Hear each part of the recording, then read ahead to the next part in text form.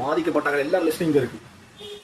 அதோட ஜனாதிபதி நீங்க பாதிக்கப்பட்டவங்களுக்கு கொடுக்கலன்னா எல்லாம் இங்கதான் இருக்கு என்கிற மாதிரி நம்ம தலை சஜித் இப்போ பாதிக்கப்பட்டவங்களுடைய கோரிக்கையை எடுத்துட்டு வராங்க.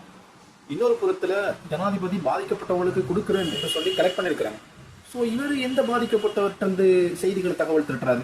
இன்னொரு புறத்துல இந்த டக்ளஸ் தேவானந்தா கைது செய்யப்பட்டது ஒரே மக்களுக்கு தமிழ் மக்களுக்கு அதிகமான சந்தோஷத்தை ஏற்படுத்தி இருக்கிறது. அப்படி அவர் என்ன செஞ்சதுனால இவ்வளவு சந்தோஷப்படுறீங்க? வர்ற கண்ணு ஒரு பாதாள கோஷ்டியில் உள்ள மதுஷர கையில இருந்திருக்கு. சீரியல் நம்பரை செக் பண்ணி பார்த்ததுல அது டக்ளஸ் கொடுக்கப்பட்ட கன் தான். எப்படி போனுச்சுன்னு கேட்டா ஐயா புலம்பி இருக்காரு, அரெஸ்ட் பண்ணி உள்ள போட்டு இருக்கிறாங்க.